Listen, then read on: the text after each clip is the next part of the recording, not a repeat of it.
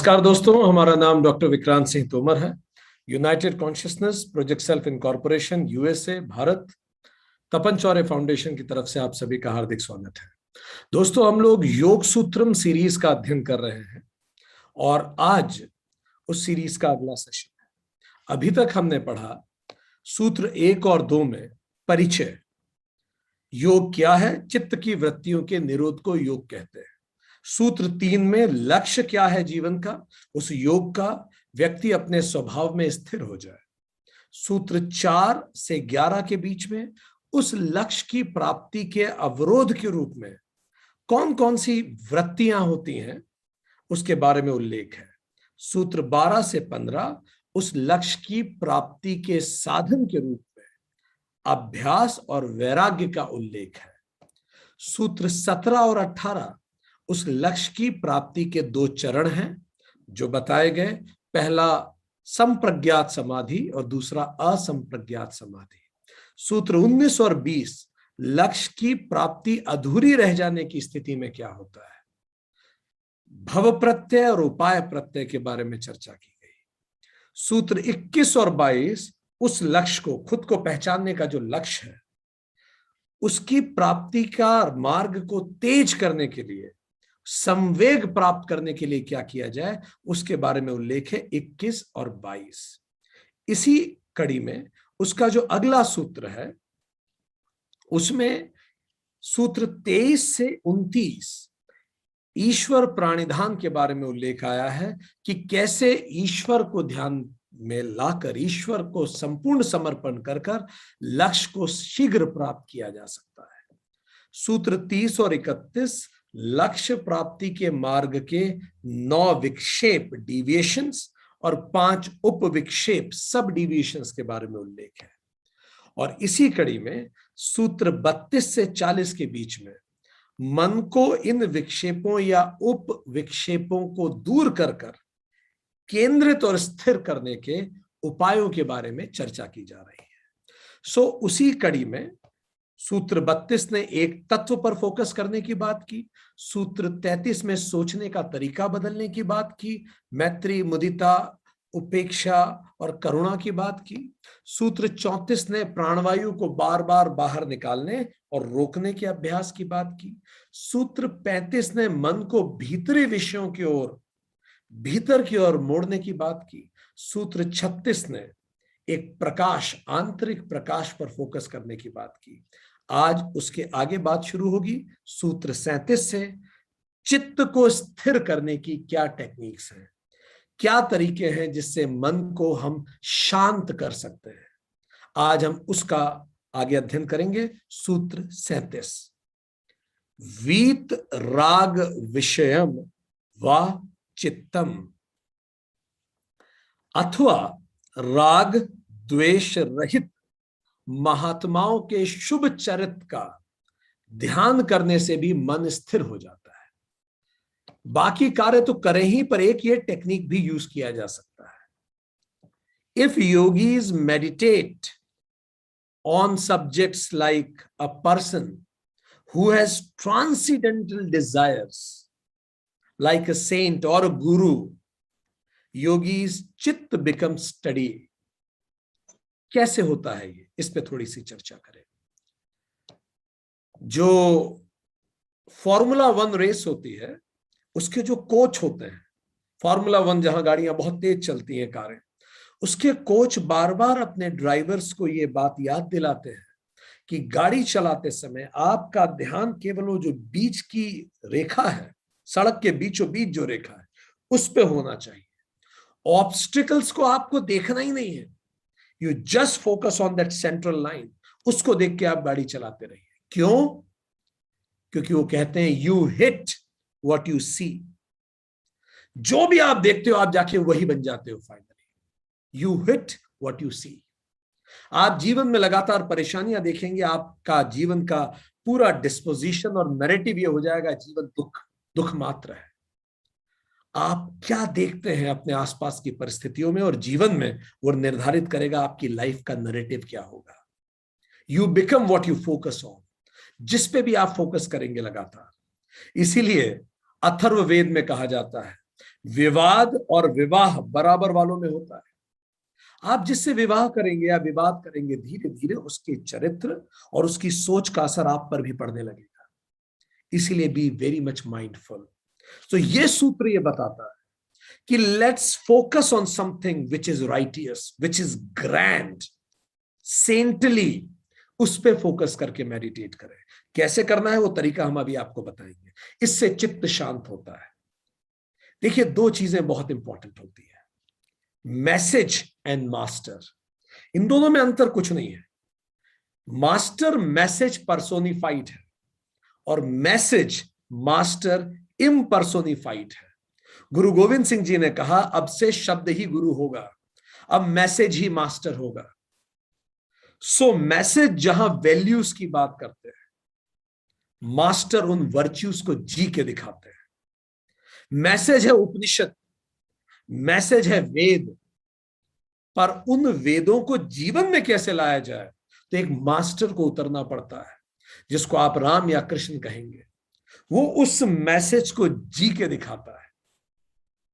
श्री श्री रविशंकर जी ने कभी कहा कि अपना हक भी त्याग दो, तो रामायण शुरू होती है जीवन में, और दूसरों का हक छीनने लगो तो महाभारत शुरू होती है जीवन में। पर क्या अपना हक त्याग देना इतना सरल है जितना बोल दिया जाता है? इसीलिए कोई इनकारनेट होगा, एक अवतार आएगा, वो जी के दिखाएगा उन वर्च्यूज को। इसलिए जीसस आएंगे जो बाइबल को जी के दिखाएंगे। इसीलिए हदीस कुरान के अतिरिक्त होगा। इसीलिए गुरु आएंगे और गुरु ग्रंथ साहब को जी के दिखाएंगे। सो वैल्यूज मैसेज में होती है, मास्टर वर्च्यूज को जी के दिखाता है। मैसेज में प्रिंसिपल्स होते हैं, अच्छा लगता है पढ़ के, पर मास्टर उसको प्रैक्टिस करके दिखाता है। मैसेज में थ्योरी होती है, मास्टर प्रैक्टिकल करके दिखाता है। महात्मा, मैसेज ज्ञान योग है, मास्टर उसको कर्म योग में करके दिखाता है। ऐसे कीजिए जैसे मैंने किया। रामकृष्ण परमहंस का शरीर पके फोड़े की तरह दर्द होता था। नरेंद्र जब बार बार पूछते थे, आप जैसे सिद्ध को भी दर्द उठाना पड़ता है, मुस्कुरा के रामकृष्ण परमहंस बोलते थे, ये पेन इस शरीर का है, मुझे कोई सफरिंग नहीं, मैं वैसे ही मस्त और प्रसन्न हूं जैसे तुम हो। ये शरीर डिपो कंपोजिशन है 5 महाभूतों का, ये महाभूतों में मिल जाएगा, ये मिलने की ही तो प्रक्रिया है, डीके हो रहा है बॉडी, मुझे कोई सफरिंग नहीं। तो एक मास्टर जी के बताता है कि ऐसी सिचुएशन में मास्टर क्या करता, तो समझ में आता, अच्छा ऐसे भी किया जा सकता है, अच्छा ऐसे भी सोचा जा सकता है। सीता जी के पास शत्रुघ्न पूछने गए, मुझे बुरा लगा कि भैया ने आपका त्याग कर दिया और आप तो भी मौन हैं। सीता जी ने जो उत्तर दिया, मास्टर जी के बताता है उस जीवन को। सीता जी ने उत्तर दिया, शत्रुघ्न, अयोध्या के राजा ने अयोध्या की रानी का त्याग किया है, राम ने सीता का त्याग नहीं किया। राम सीता का त्याग कर ही नहीं सकते, वो हो ही नहीं सकता। ये क्लैरिटी।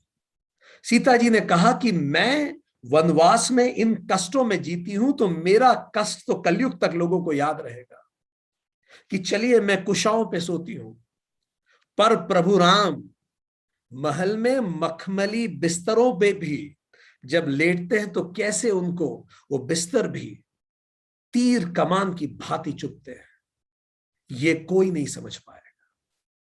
श्री राम भी उन महलों में जमीन पे सोना शुरू कर दिया। मास्टर जी के बताता है उन वैल्यूज को।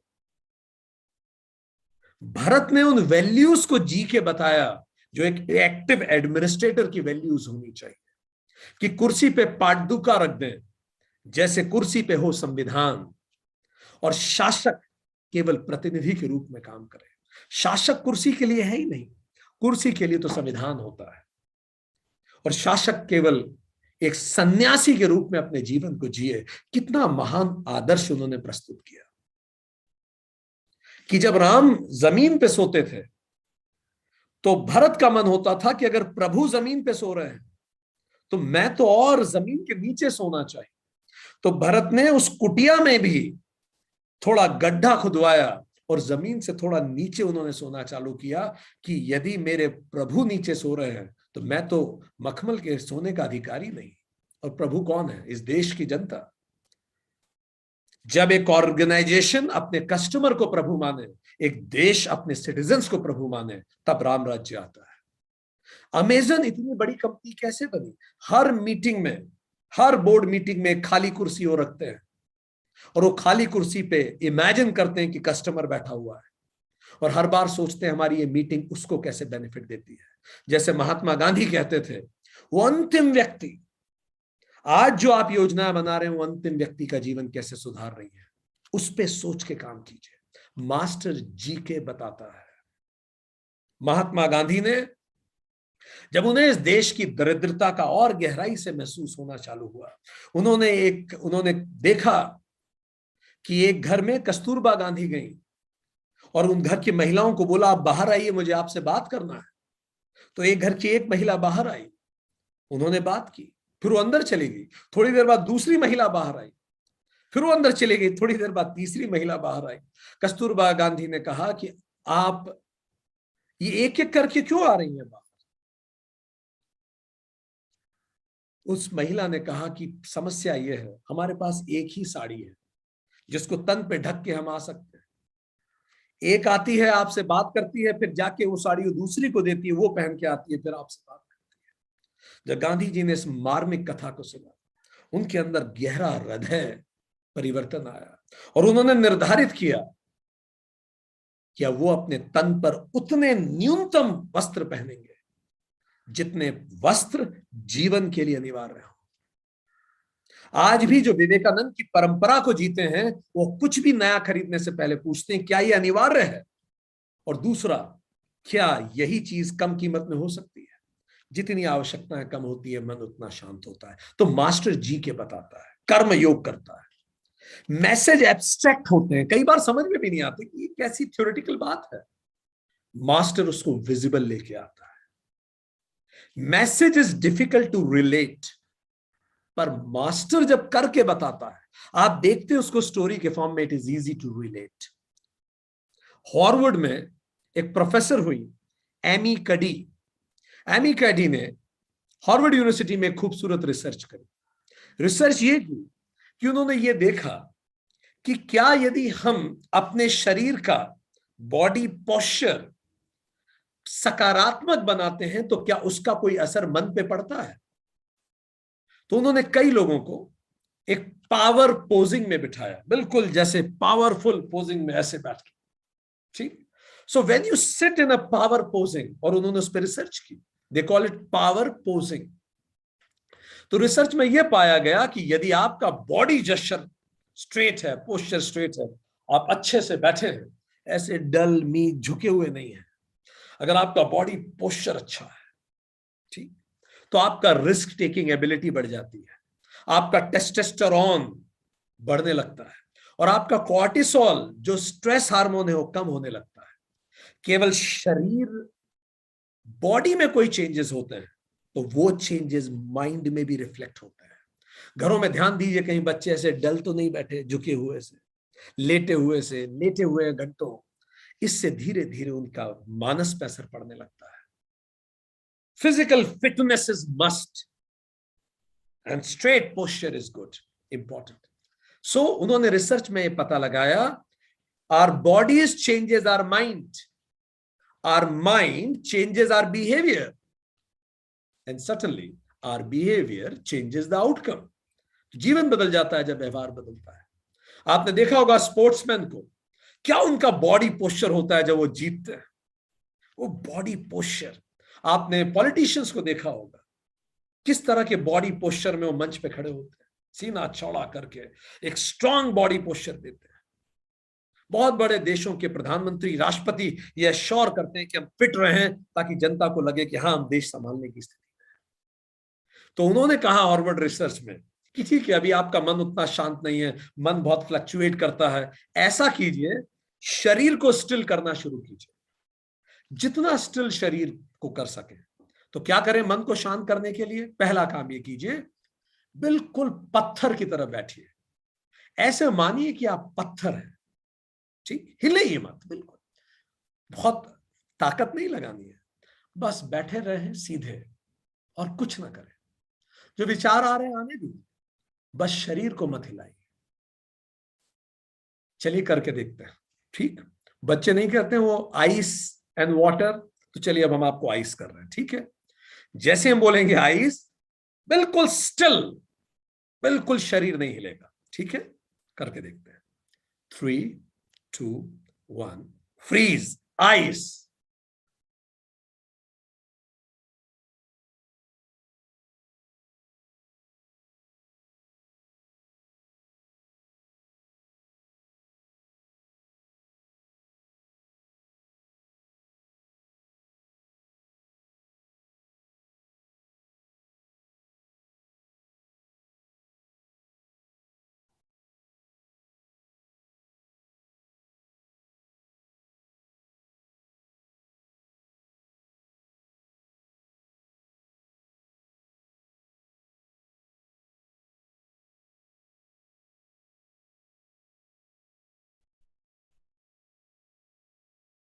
वाटर, ये केवल एक डेमोन्स्ट्रेशन था, चलिए अब फिर से करेंगे। अब आपको ये करना है, बिल्कुल शरीर को स्टिल कर दीजिए और दिमाग में कुछ डायनामिक सोचिए, हड़कंप हो रहा है, हुड़दंग हो रहा है, ऐसा सोचने की कोशिश कीजिए और देखिए कि आप सोच पा रहे हैं कि नहीं। बहुत डायनामिक, कुछ हड़कंप हो रहा है, हुड़दंग हो रहा है, देखिए क्या आप वो सोच पा रहे हैं, ठीक है। अब जब हम आपको आइस करेंगे, बिल्कुल शरीर फ्रीज कर दीजिए और अब सोचने की कोशिश कीजिए, बहुत डायनामिक कुछ चीजें हो रही हैं, हड़कंप, हुड़दंग, दौड़ भाग हो रही है, ठीक है। चलिए कोशिश करिए, कुछ भी डायनामिक सोचने का प्रयास कीजिए, ठीक है। जहां बहुत गति हो उसको सोचने का प्रयास कीजिए, ठीक। जहां बहुत सारे लोग गति कर रहे हैं या कुछ ऐसा। 3, 2, 1, आइस।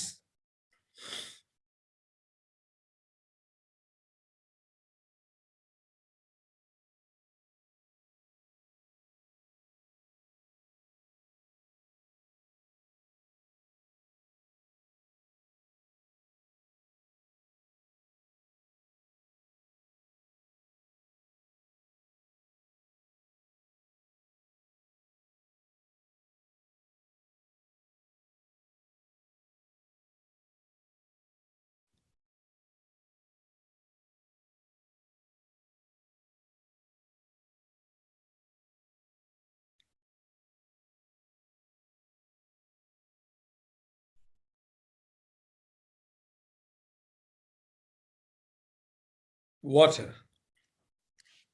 कितने लोग, हाथ खड़ा कीजिए, कुछ हड़कंप का सोच पाया आसानी से?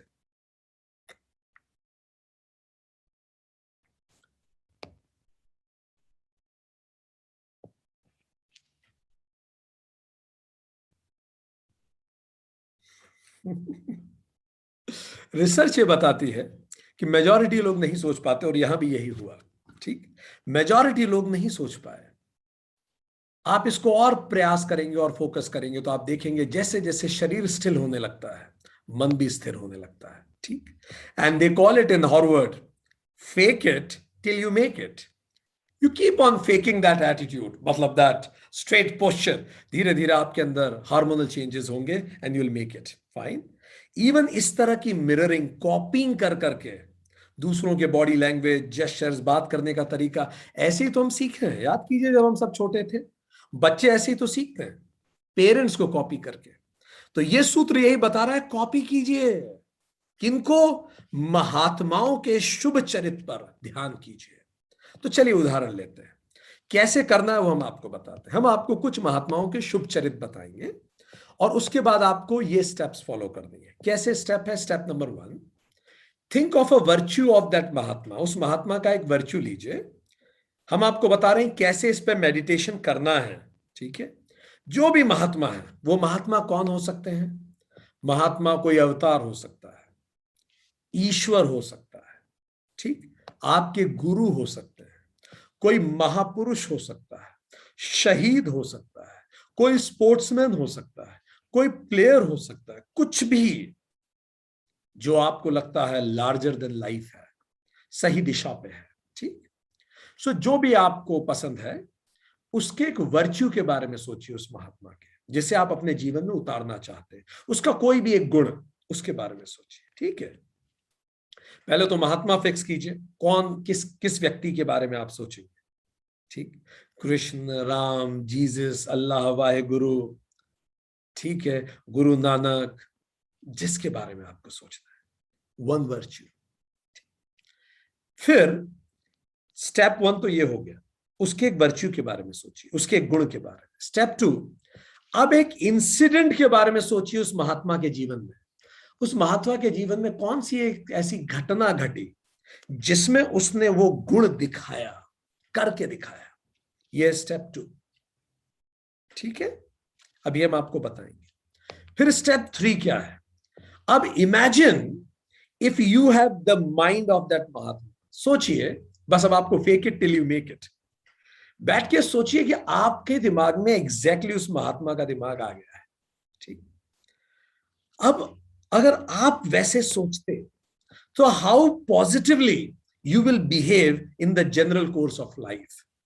तो फिर आपकी दिनचर्या कैसी होती? सुबह जब आप चाय पीते, चाय गंदी बनती, तो आप क्या कहते? आपका सबॉर्डिनेट ऑफिस में इनसबॉर्डिनेशन करता या काम कंप्लायंस नहीं करके लाता, आप क्या कहते? वो कहिए जो आप एक महात्मा के माइंडसेट से कहते हैं, ठीक है। Imitate the masters mind. अपनी दिनचर्या को सुबह से लेकर शाम तक उस महात्मा के माइंड से जी के देखिए। It's a beautiful meditation, you will love that. करके देखिए खुद ही, ठीक है।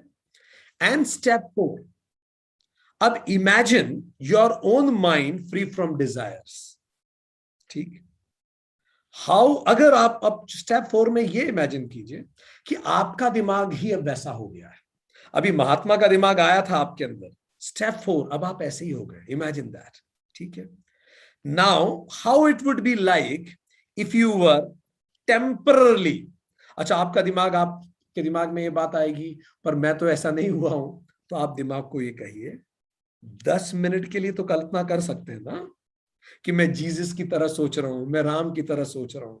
तो 10 मिनट की कल्पना कर रहा हूं, बस इतनी मोहलत दे दीजिए।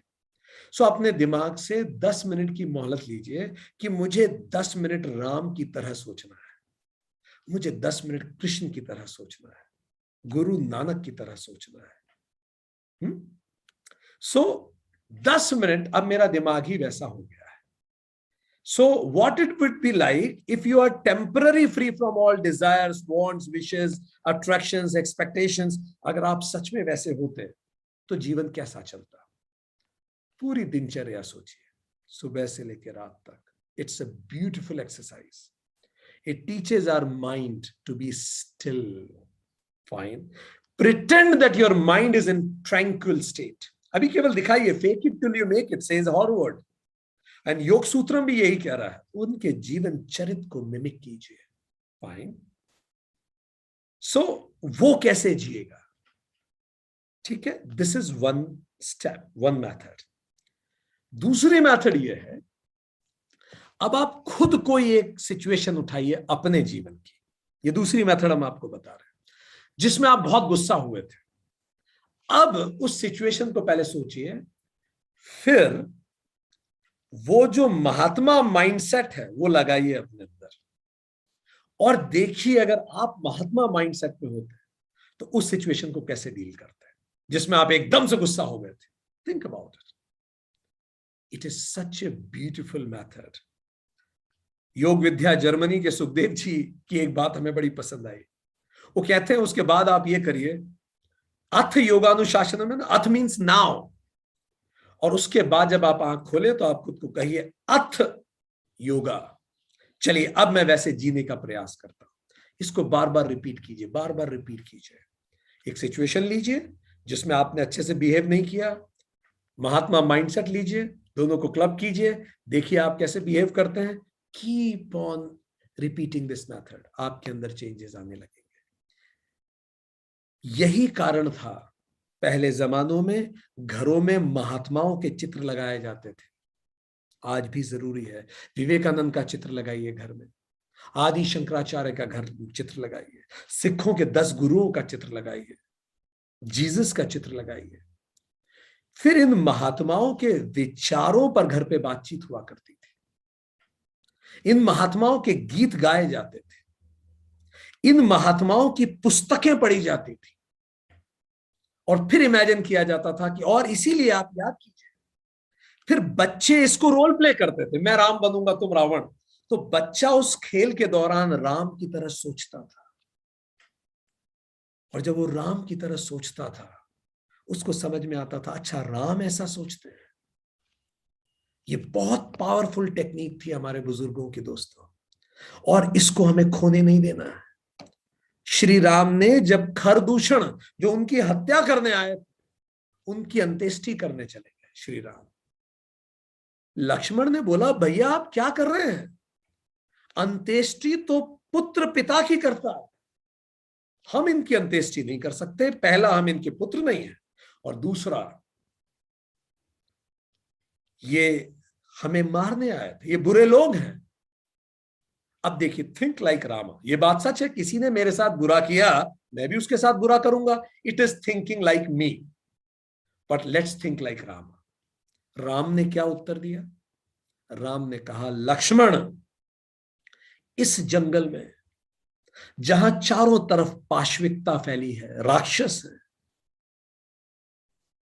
जहां चारों तरफ निर्दयी राक्षस, केवल एक माध्यम है जिससे हम खुद को याद दिला सकते हैं कि हम अभी भी मनुष्य हैं, वो ये कि हम अपने संस्कारों को ना छोड़ें।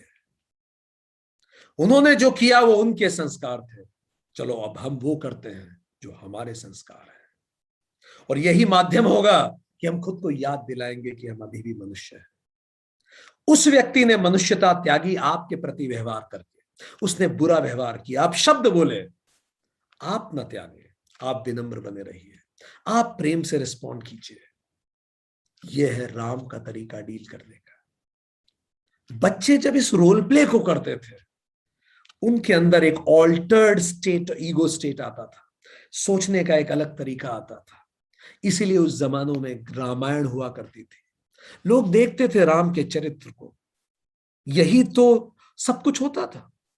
हमें कई बार चिंता होती है नेटफ्लिक्स पे जो कुछ हो रहा है उस सबको देख के, वास्तव में चिंता होती है। ये मिमिक करेंगे हम लोग जो आप देख रहे हैं, इसमें हम चैनल या किसी पर हमारा कोई दोषारोपण नहीं। हर व्यक्ति के पास एक फ्री चॉइस है।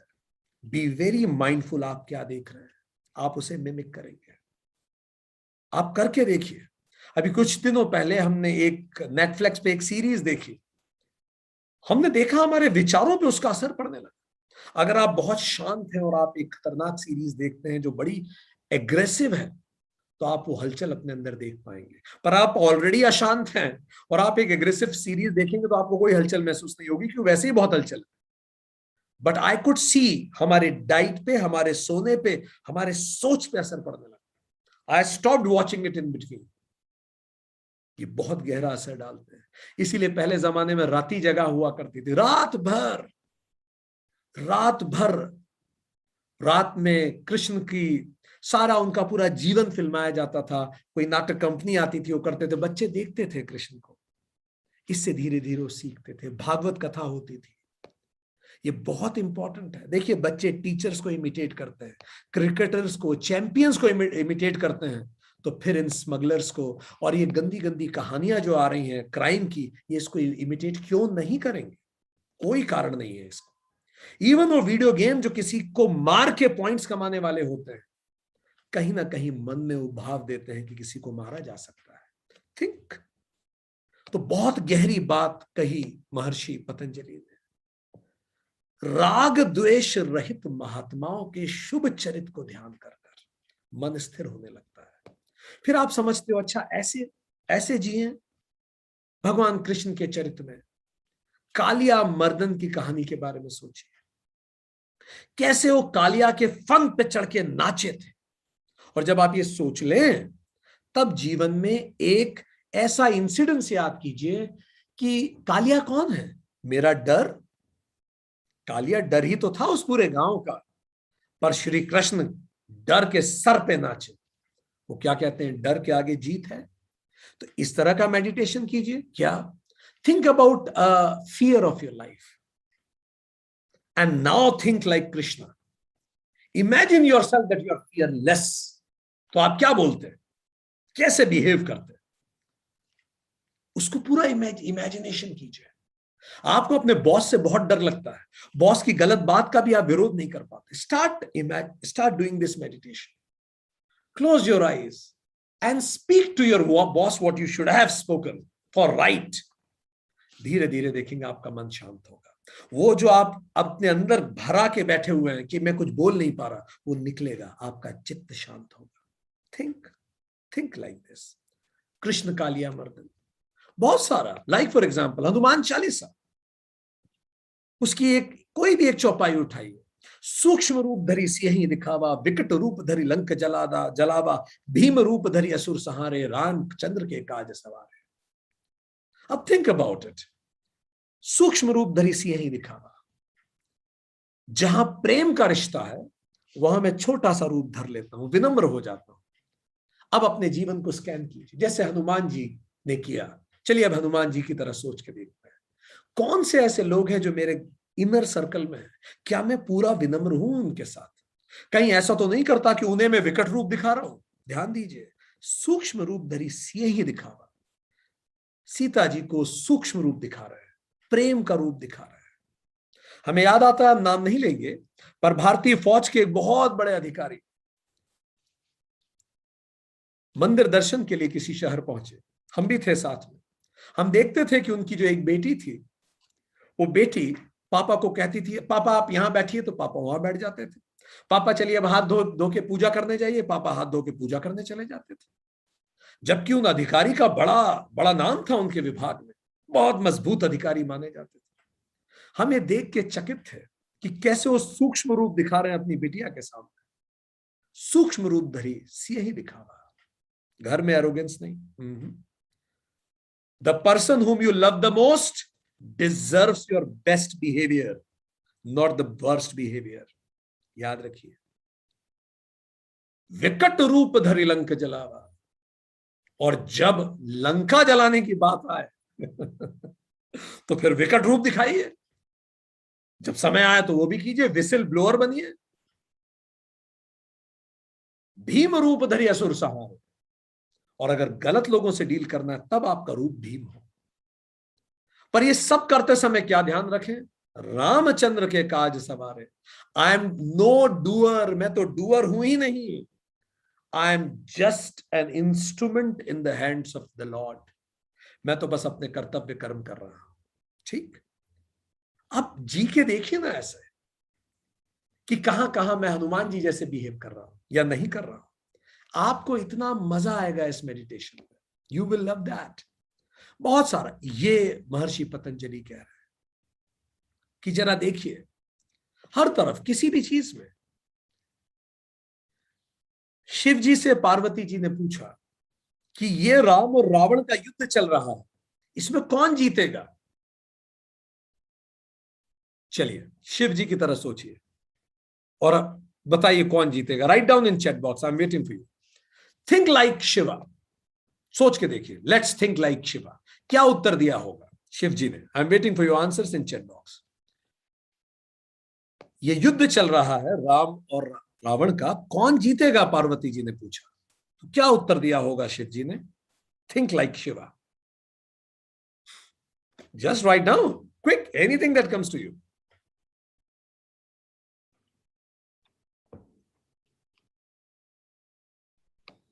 विक्ट्री ऑफ द ट्रूथ, सत्य जीतेगा, और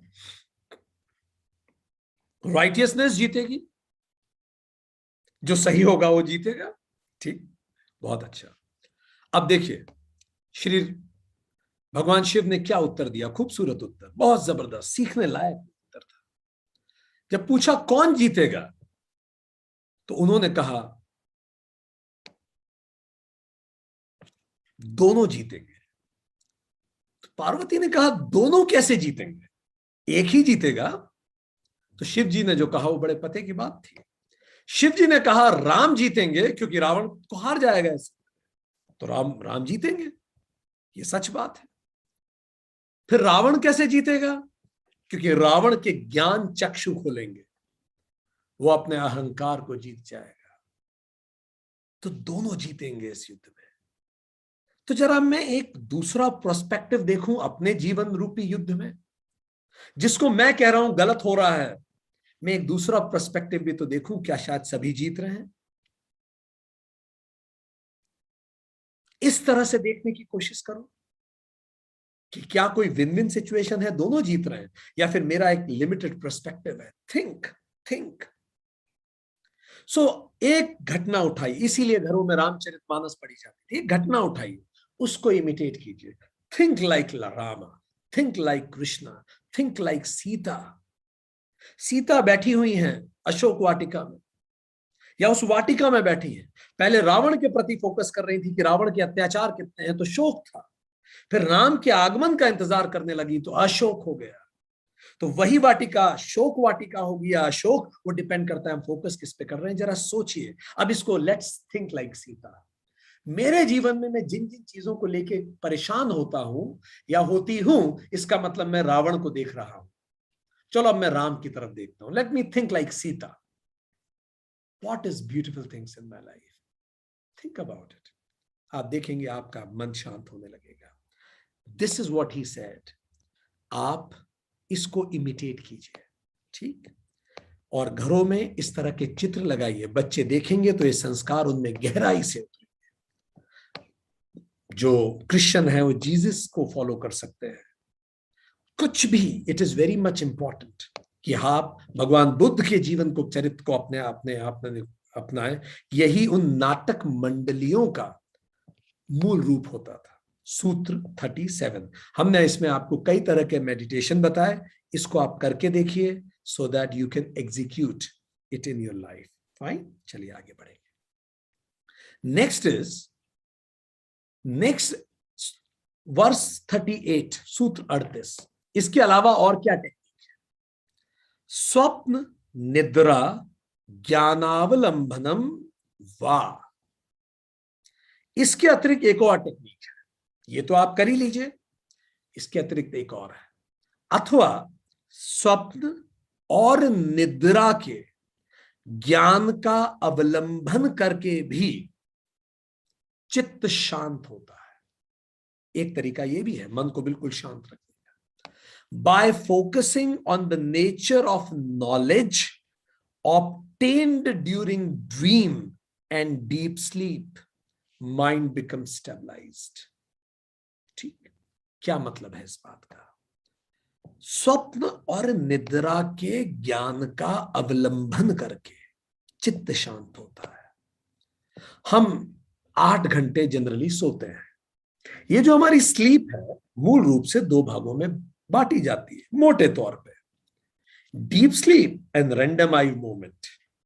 रैंडम आई मूवमेंट मीन जब आप सपना देखते हैं, ड्रीम स्लीप, और डीप स्लीप जब आप बिल्कुल सघन नींद में होते हैं। जनरली अगर आप 8 घंटे सो रहे हैं तो आम व्यक्ति की 2 घंटे की डीप स्लीप हो जाती है और 6 घंटे की ड्रीमी स्लीप होती है। पर योगी जितनी देर सोता है उसकी डीप स्लीप होती है। ठीक है, आगे बात करें। जो डीप स्लीप है इसका मतलब क्या है? तीनों गुणों में सत हावी हो गया, फिर तम है और फिर रज है। इसका मतलब आप निद्रा में चले गए, डीप स्लीप। ठीक। ड्रीम कब आता है? जब तम पहले है फिर उसके पीछे रज है। रज आपको एक्टिवेट कर रहा है, और तम मतलब आप सो रहे हैं इसलिए तो तम है, तो तम डोमिनेट कर रहा है, आप सो रहे हैं, पर तम के पीछे रज है इसलिए आप डायनामिक हो रहे हैं। आखिरी में सत है, अब आपको सपने चालू हो जाएंगे। ठीक। तो जीवन की हर अवस्था इन्हीं सत रज तम से बनी हुई है। सत पहले, फिर तम और फिर रज, इसको आप निद्रा कहते हैं। तम पहले फिर रज फिर सत, इसको आप स्वप्न कहते हैं। और अगर रज पहले आ जाए फिर सत और फिर तम, इसको आप जागृत कहते हैं, रज जब डोमिनेट करे। तो यही तीनों तो पूरे जीवन भर में चलता रहता है। पूरा जीवन इन्हीं तीनों का कॉम्बिनेशन है। या तो आप जगे होते हैं, आप सपना देख रहे होते हैं, आप डीप स्लीप में होते हैं। जैसे अभी हम में से कुछ लोग जगे होते हैं, जब हम मेडिटेशन कराते हैं तो हम में से कुछ लोग डीप स्लीप चले जाते हैं, ठीक। और कई बार कुछ लोग कहीं कुछ और सोचने लगते हैं तो डे ड्रीमिंग करने लगते हैं। कई बार हमारी बातों से आपका ध्यान कहीं और चला भी जाता होगा, कोई बात हमने कही और इससे कुछ और ट्रिगर हो गया, आप वो सोचने लगे और जो हम बोल रहे हैं वो बात हट गई आपके दिमाग से। तो अभी भी सेशन के दौरान भी स्वप्न, जागृत और निद्रा तीनों चलते रहते हैं। यही जो निद्रा है वो मृत्यु है, रोज हम मरते हैं। जो स्वप्न है वो जीवन है, और जागृत हो जाना सो आत्मानुभूति है। आप ऐसे देख सकते हैं इसको। सो कैसे लगातार जागृत रहे। रोज हम पैदा होते हैं, रोज रात को हमारी मृत्यु हो जाती है, और रोज जीवन एक मौका है खुद को पहचानने का। रोज कितना खूबसूरत ये सर्कल बना हुआ है। रोज आप एक ही चीज रिपीट करते हैं, इट मींस हर सुबह एक मौका है, एक ही साइकिल बार, it's a circle. Every morning एक मौका है, हर रात मृत्यु हो जाती है, हर सुबह फिर से जन्म होता है। फिर हम अपने जीवन के एक्सपेरिमेंट को शुरू करते हैं। तो क्या इस तीनों को ध्यान में लाकर मैं अपने मन को स्थिर कर सकता हूं क्या?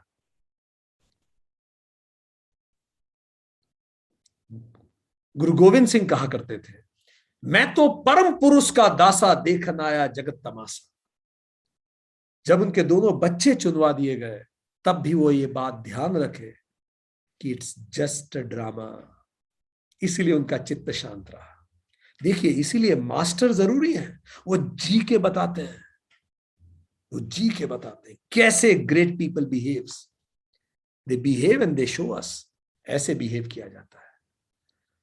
और उन्होंने कहा कि ये इट्स ए ड्रामा, मैं उस परम पुरुष का दास हूं। गालिब ने कहा, बाजीचा अतफाल है दुनिया मेरे आगे, होता है शब रोज तमाशा मेरे आगे। सब तमाशा चल रहा है, एक दिन सब खत्म हो जाएंगे। अभी हमारी चर्चा चल रही थी किसी से, जब कोई व्यक्ति चीफ सेक्रेटरी बनता है तो उसे लगता है कि वो पूरे प्रदेश में सबसे इंपॉर्टेंट है। चलिए हम आपसे पूछते हैं, आप जिस भी राज्य के हैं, उस राज्य के पिछले चीफ सेक्रेटरी कौन थे?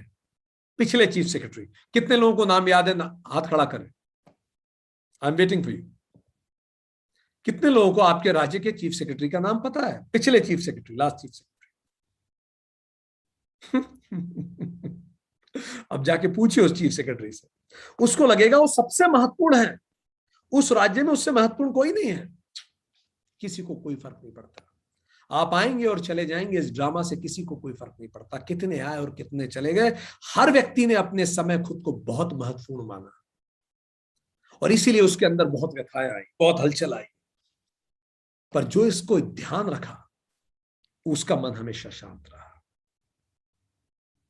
रो row row your boat gently down the stream, merrily merrily merrily merrily, life is but a dream. जीवन केवल एक सपना है। तो अब इस पे मेडिटेशन कैसे किया जाता है, हम आपको वो बताने जा रहे हैं, क्योंकि ये मेडिटेशन टेक्निक्स है। How to meditate on this.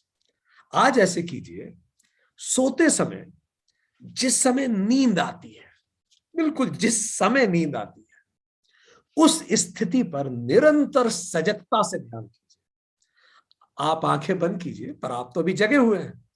बस ध्यान रखिए मुझे नींद किस पल आई, When did I actually sleep? ठीक। तो आप देखेंगे जब तक आप सोए नहीं, आप सजग हैं, सजगता बढ़ना शुरू होगी आपकी। ये बहुत कठिन पर बड़ी मजेदार एक्सरसाइज है, बच्चों के साथ भी कीजिए। किस पल नींद आई, उस पल का पता लगाना। आप ये पता लगाएंगे कि यार मेरे ख्याल से जब तक मैं अवेयर था उसके 5 मिनट बाद शायद मैं सो गया हूंगा। ठीक है, you may think of it. देखिए धीरे धीरे आप उस पल तक पहुंचेंगे कि बस you are about to sleep. सजगता निद्रा की तरफ ले जाएगी और आप देखेंगे खुद को निद्रा में जाते हुए। इसी तरह जो ऋषि मुनि होते थे, खुद को मृत्यु में जाते हुए देखते थे। एक दिन ऐसे ही तो हमें जाना है। पर हम असजग होके नहीं जाए। ये गहरी मेडिटेशन टेक्निक है। जब ऋषि मुनि अपनी अंतिम सांस लेते थे, वो पूरे सजग होते थे और वो खुद खुद को प्रस्तुत करते थे कि अब ये शरीर छोड़ दिया जाए। So then they leave the body. जीवन में भी इसी तरह से, जैसे ही सजगता खो जाती है, हम इस स्वप्न रूपी माया में खो जाते हैं। हमें लगता है हम बहुत इंपॉर्टेंट। इससे बड़ी हास्यास्पद बात कुछ नहीं हो सकती। सबको लगता है वो बहुत इंपॉर्टेंट है। सबको लगता है, हर घर में पिता को लगता है कि उसके बिना वो घर नहीं चलेगा। हर घर में माता को लगता है कि वो नहीं होगी तो बच्चों का क्या। ये सबको लगता रहता है। सबके बिना सब चलता है।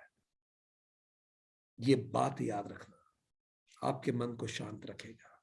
इतना महत्व खुद को देने की आवश्यकता नहीं।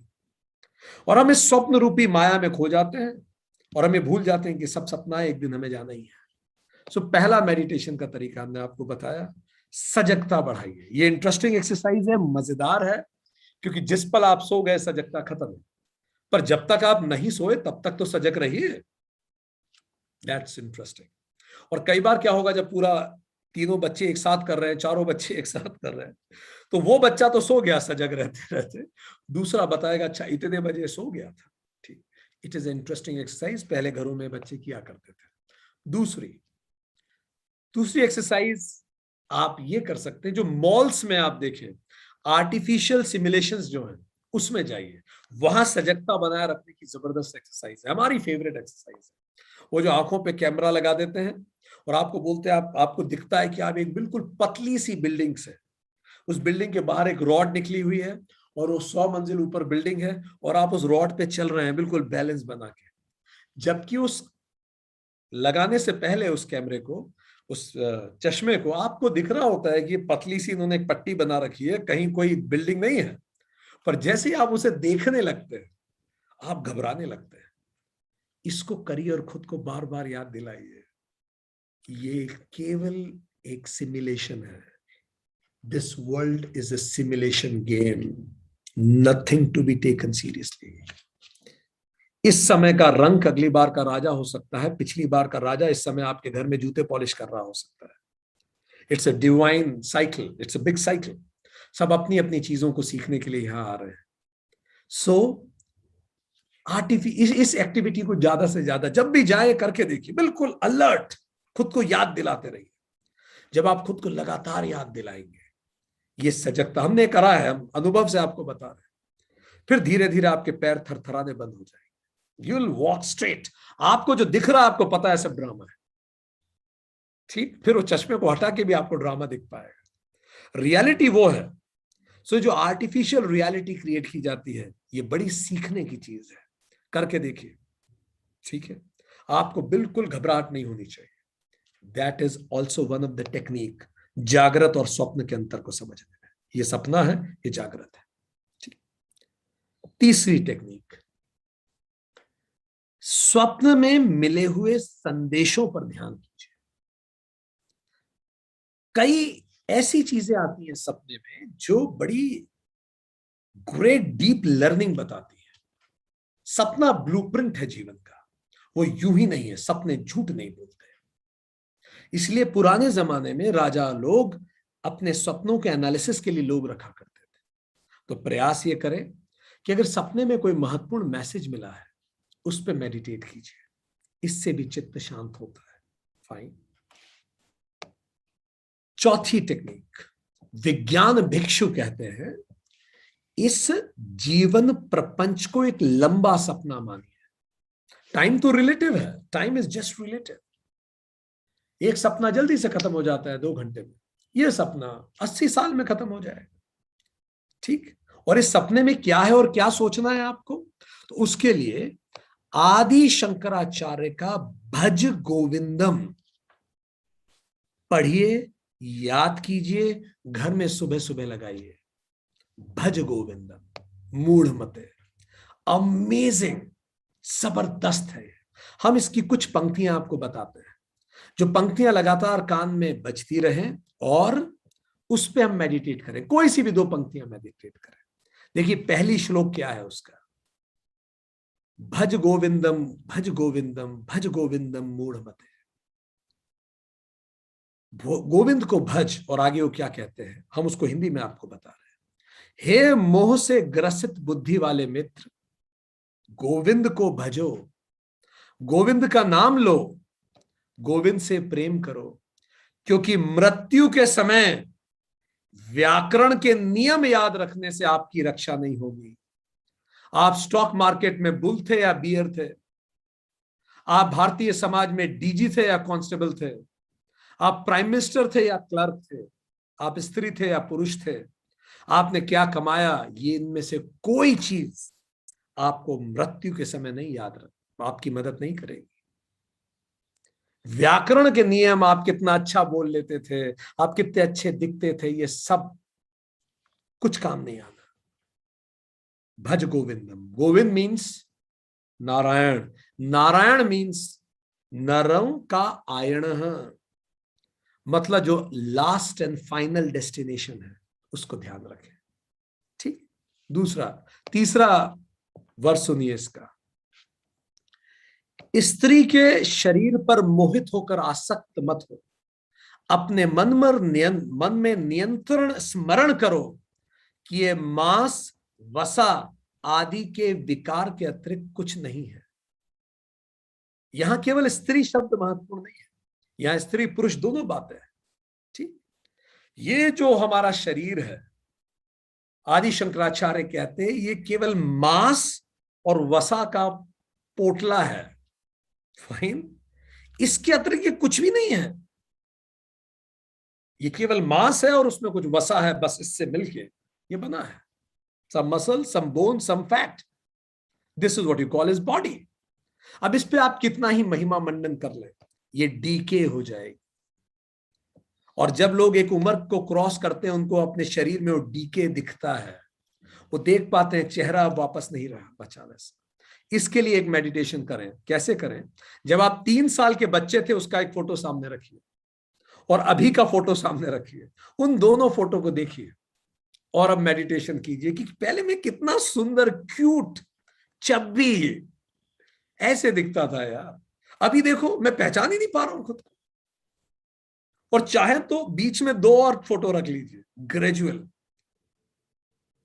देखिए कैसे ये मांस वसा का शरीर खत्म हो रहा है। देखिए ना कैसे मां के गर्भ में 9 महीने में एक एक इंद्रियां जुड़ के हम बने थे, ऐसे धीरे धीरे हम खत्म हो रहे हैं। देखिए ना, हम इंस्टॉलमेंट्स में खत्म हो रहे हैं। कैसे हम एक इंद्रिया से खत्म हो रहे हैं? हमारी आंखें कमजोर हो रही है, चश्मा लग गया, एक इंद्री कमजोर होने लगी। ठीक। हमें अब उतना सुनाई नहीं देता, हाथ कांपते हैं, पैर कांपते हैं। अमिताभ बच्चन बोलते हैं मुझे समझ में नहीं आता, मैं एक कमरे में जाता हूं, फिर सोचता हूं मैं इस कमरे में आया क्यों था, क्या काम था इस कमरे में आने के लिए, फिर वापस जाके बैठ जाता हूं, फिर आता अच्छा उस काम के लिए कमरे में गया था। याददाश्त धूमिल हो रही है। ये क्या हो रहा है? जैसे एक एक इंद्रियां जोड़ के हमें बनाया था, एक एक इंद्रियां खींच के हमें खत्म किया जा रहा है। भज गोविंदम मूढ़मते। अभी भी समय है, ये रोजमर्रा की चीजों से ऊपर उठें and think about the higher objectives of life, नहीं तो it will be too late. सूत्र 4 कहता है, जीवन कमल पत्र पर पड़ी हुई पानी की बूंदों के समान है। कितना सुंदर सिमिली है, जैसे कमल के पत्ते पे एक पानी की बूंद पड़ी है। बस वो है जीवन, अभी खत्म और तभी खत्म। बस ये समझ लो कि समस्त विश्व रोग, अहंकार और दुख में डूबा हुआ है, से शंकराचार्य। ठीक। 5वां सूत्र सुनिए, इस पे भी ध्यान कीजिए। जब तक व्यक्ति धनोपार्जन में समर्थ है, वो पैसा कमा के ला सकता है, तब तक परिवार में सभी उसके प्रति स्नेह प्रदर्शित करते हैं, किंतु अशक्त हो जाने पर उसे सामान्य बातचीत में भी नहीं पूछा जाता। सूत्र 5, थिंक ऑफ दैट। ये सब पॉइंट्स ऑफ मेडिटेशन है। अपने घरों में देखिए, जो जिसकी सबसे ज्यादा पूछ होती है उसमें ऐसा क्या है, और जिसकी बिल्कुल पूछ नहीं हो रही उसमें ऐसा क्या नहीं है, जरा नोटिस करना चालू कीजिए। आगे सुनिए। सूत्र 6, आदि शंकराचार्य जैसा महान विद्वान बताता है कि इस जीवन रूपी स्वप्न को तोड़ने के लिए क्या सोचे। सूत्र 6 बताता है भज गोविंदम का, जब तक शरीर में प्राण रहते हैं तब तक ही लोग कुशल क्षेम पूछते हैं। शरीर से प्राण वायु निकलते ही पत्नी या पति भी एक दूसरे के शरीर से डरते हैं। सोचिए कितनी गहरी दर्शन आदि शंकराचार्य ने बताया। जब तक प्राण है तब तक लोग पूछ रहे हैं, उसके बाद सब डरेंगे इसी शरीर से, घबराएंगे। सूत्र 7 में कहते हैं बचपन में खेल में रुचि होती है, युवावस्था स्त्री या पुरुष के प्रति आकर्षण होता है, वृद्धावस्था चिंताओं में घिरे रहते हैं, प्रभु से प्रेम कोई नहीं करता। Nobody thinks about the ultimate reality till it is too late। ठीक। सूत्र 8 कहता है कौन तुम्हारा पति या पत्नी है, कौन तुम्हारा पुत्र है। ये संसार अत्यंत विचित्र है, तुम कौन हो, कहां से आए हो। बंधु इस बात पर पहले विचार कर लो। आगे वो कहते हैं सूत्र 10 पर, आयु बीत जाने के बाद काम का भाव नहीं रहता, एक उम्र के बाद काम वासना कम होने लगती है, पानी सूख जाने के बाद तालाब नहीं रहता, धन चले जाने पर परिवार नहीं रहता, और तत्व ज्ञान आने के बाद संसार नहीं रहता। एक बार आप रियलिटी को समझ जाते हैं तो संसार नहीं रहता। सूत्र 11, धन शक्ति और यौवन पर गर्व मत करो, समय शरण भंगुर में इन्हें नष्ट कर देता है। इस विश्व को माया से घिरा हुआ जानकर तुम ब्रह्म पद में प्रवेश करो। ये विश्व माया से घिरा हुआ है। सूत्र 12, दिन और रात, शाम और सुबह, सर्दी और बसंत बार बार आते जाते रहते हैं। काल की इस क्रीड़ा के साथ जीवन नष्ट होता जाता है, पर इच्छाओं का अंत कभी नहीं होता, वो बदलती रहती है। सो इस तरह से भज गोविंदम को जरूर ध्यान करना चाहिए। सूत्र 15 बड़ा सुंदर है। क्षीण अंग, उसके व्यक्ति के अंग बिल्कुल क्षीण हो गए, पके हुए बाल, दांत रहित मुख। इमेजिन आदि शंकराचार्य ने कितना डिटेल में जाके बताया है। ठीक। और ये वो लिख रहे हैं जब उनकी उम्र 17 साल थी। Can you imagine that person. क्षीण अंग, पके हुए बाल, दांत रहित मुख, हाथ में दंड लेके चलने वाला वृद्ध भी आशा के पाश से बंधा हुआ होता है। बस पोते का मुख देख लो, बस पोती को देख लो, बस इसकी शादी देख लो, बस ये कर लो, बस ये हो जाए। ये आशा तो कभी खत्म ही नहीं होती, आदि शंकराचार्य कहते हैं। सूत्र 16, सूर्यास्त के बाद रात्रि में आग जलाकर और घुटनों में सर छुपा के सर्दी से बचाने वाला, हाथ में भिक्षा का अन्न खाने वाला, पेड़ के नीचे रहने वाला भी अपनी इच्छाओं के बंधन को नहीं तोड़ पाते। हर व्यक्ति, भिखारी हो, राजा हो, बुजुर्ग हो, बच्चा हो, ये एक ऐसा बंधन है जिसमें हम सब बंधे ही रहते हैं। सूत्र 17 क्रांतिकारी है, क्रांतिकारी सूत्र है। ये तो खोद के लिखना चाहिए हर व्यक्ति को अपने जीवन में। सुनिए क्या कहा उन्होंने। किसी भी धर्म के अनुसार ज्ञान रहित रहकर गंगा सागर जाने से, व्रत रखने से और दान देने से 100 जन्मों में भी मुक्ति प्राप्त नहीं हो सकती।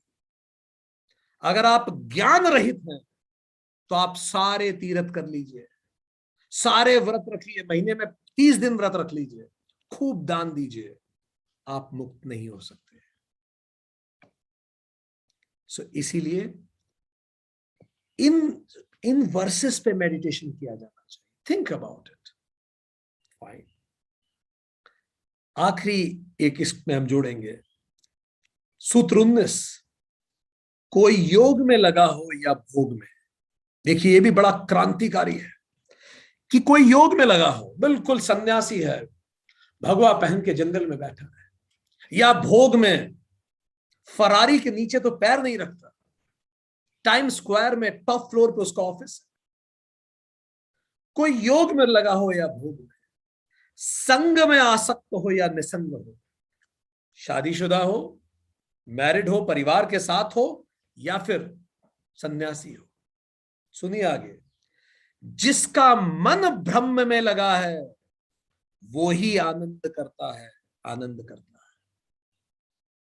सो इट इज मोस्ट इंपॉर्टेंट कि हमारा मन किस में लगा है। Think, that is very important. So ये सूत्र ने हमें मेडिटेशन के कई नए तरीके बताए कि कैसे हम इन चीजों पर भी मेडिटेट कर सकते हैं। अब आगे जाएं, सूत्र 39।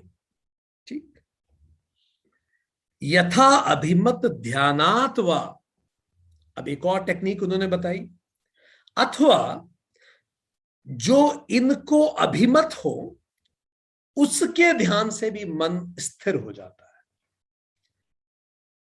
जो जिसको अभिमत हो, इसका क्या मतलब? अथवा जो जिसको अभिमत हो उसके ध्यान करने से भी मन बन जाता है। मतलब इष्ट देवता, contemplating on what ever object और प्रिंसिपल वन में like, the mind become stable.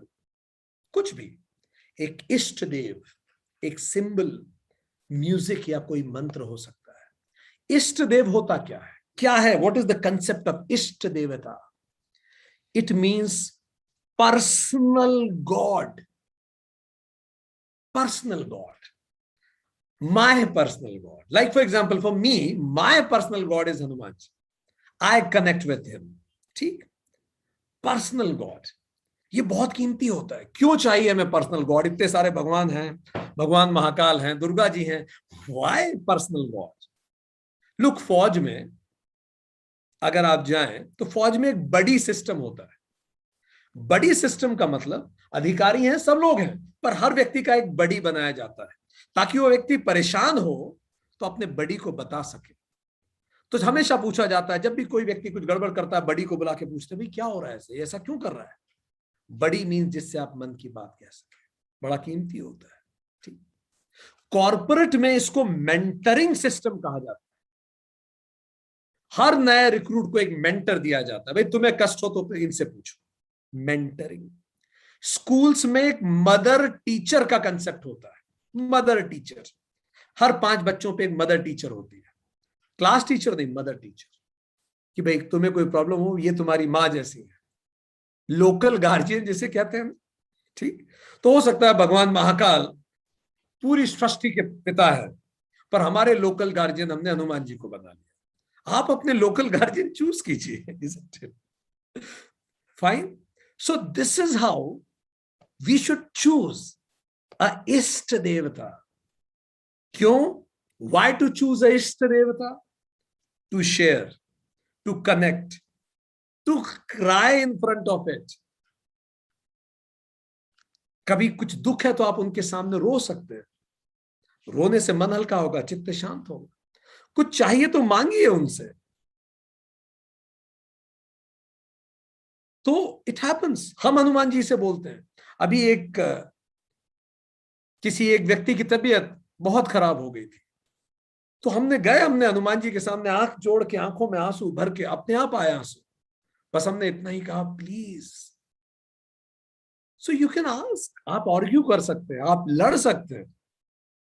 And सबसे बड़ी बात, इष्ट देवता एक होप होता है that you are not alone in life. आज पेरेंट्स हैं, वो कल चले जाएंगे। हर व्यक्ति जो हमारे आसपास है वो एक दिन नहीं रहेगा दोस्तों, और वो रहे भी तो हर समय नहीं रह सकता। पर इष्ट देवता हमेशा हर पल हमारे साथ रहेगा।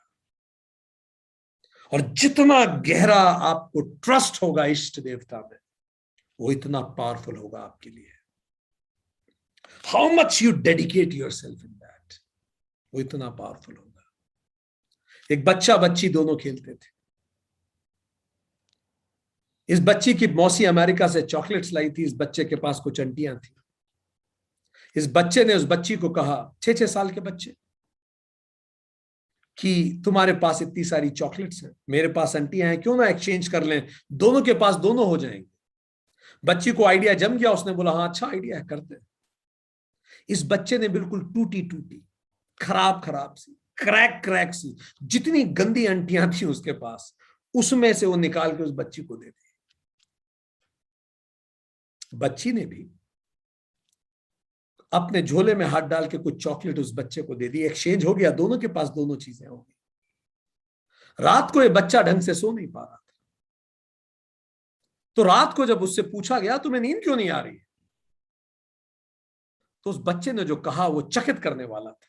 रात को बच्चे को नींद नहीं आ रही, तो जब पूछा तुम्हें नींद क्यों नहीं आ रही, तो बच्चे ने बोला मैं सोच रहा हूं।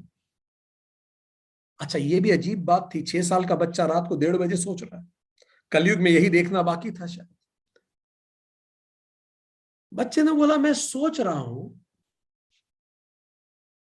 कि कहीं उस लड़की ने भी खराब खराब चॉकलेट्स तो नहीं दे दी मुझे। ये होता है जीवन के साथ दोस्तों। कोई रिश्ता हो, नौकरी हो, या कोई भी काम हो, जब आप अपना 100% नहीं देते तो हमेशा आपको डाउट होता है कि जो आपको मिल रहा है वो पूरा है कि नहीं। अपना 100% अपने इष्ट देवता को दीजिए, फिर देखिए how it works. Miracles will happen. जादू होगा जीवन में, जादू होगा। तो कैसे करें? 3 स्टेप्स है।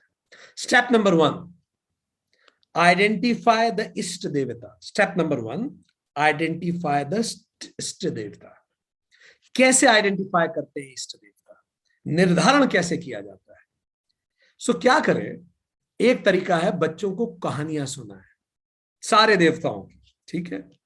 उसमें से लेट किड पिक, उसको किसको पिक करना है, वो उसका इष्ट देवता हो सकता है।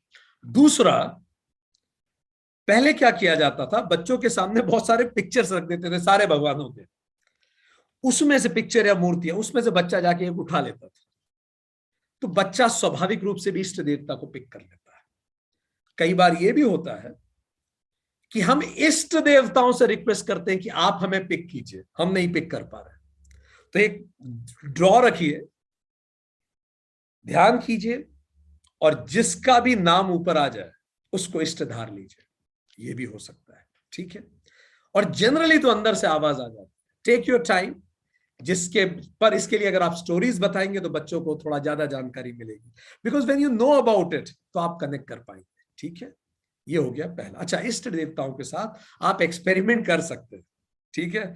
कुछ दिनों इसको इष्ट देवता धारी है, आप देखिए आपका मन लग रहा है कि नहीं। अच्छा, एक्सचेंज मत चेक कीजिए कि मुझे मेरी मांगे पूरी कर रहे हैं कि नहीं, ये चेक करने की बात नहीं है।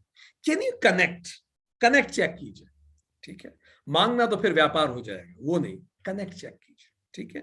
This is step number 1। Step number 2, जब आपने जान लिया मेरा इष्ट देवता ये है, अब प्राण प्रतिष्ठा कीजिए उसमें। कैसे करते हैं? उनके सामने बैठिए, संकल्प लीजिए कि आज से मैं आपको अपना इष्ट धारण करता हूं, ठीक? पूरी तल्लीनता से उनकी कोई आरती हो, उनकी कोई प्रार्थना हो, उसको पूरी तल्लीनता से जगाइए, पूरे सराबोर हो जाइए उसमें, ठीक? और अब ये प्राण प्रतिष्ठा का तरीका है, जितने दिन आप करना चाहें, ठीक? ये एक पल में भी हो सकता है, एक साल में भी हो सकता है। फिर आती है स्टेप 3। अब स्टेप 3 है समर्पण करें। कैसे समर्पण किया जाता है, कैसे रिलेट किया जाता है? एक दिन चुने सप्ताह में, कोई सा भी एक दिन, उस दिन वाचिक व्रत करना शुरू कीजिए इष्ट देवता के स्तुति में, कि आज मैं जो भी मुंह से बोलूंगा, हर शब्द मेरे इष्ट को समर्पित फूल है।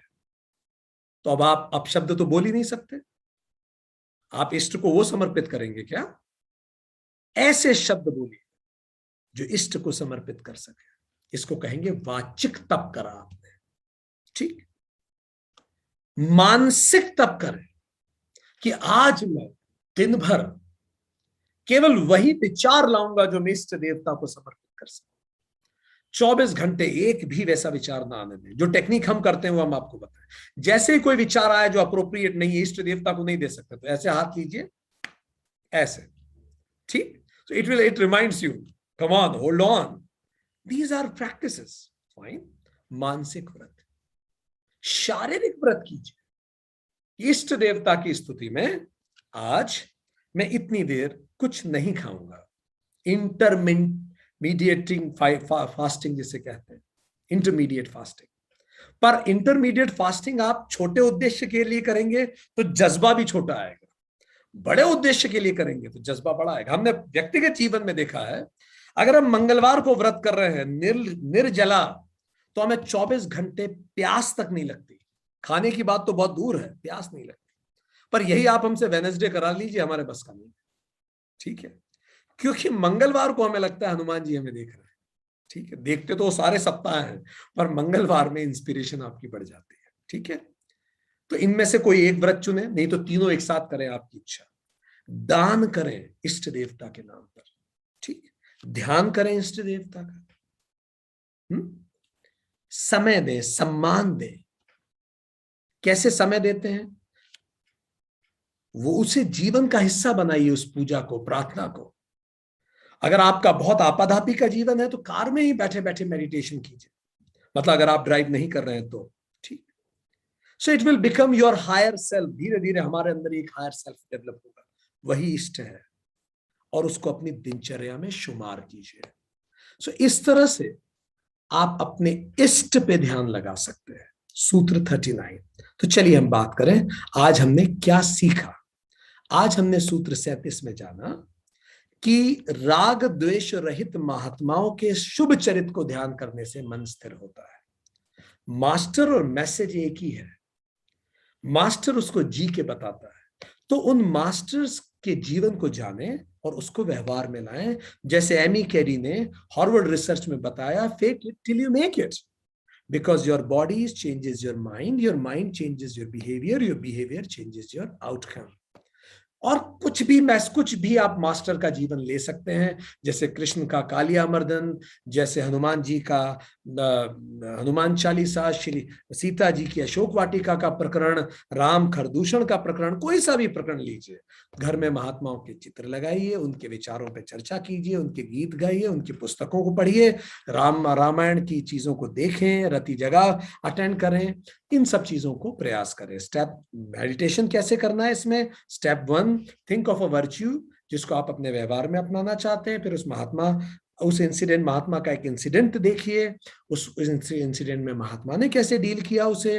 फिर अपनी लाइफ में एक इंसिडेंट इमेजिन कीजिए, सोचिए अगर मैं महात्मा जैसा सोचता तो कैसे इसे करता, और धीरे धीरे उस इंसिडेंट को और महसूस कीजिए कि अगर मैं बाकी इंसिडेंट्स में भी महात्मा जैसे जीता तो मैं कैसे करता।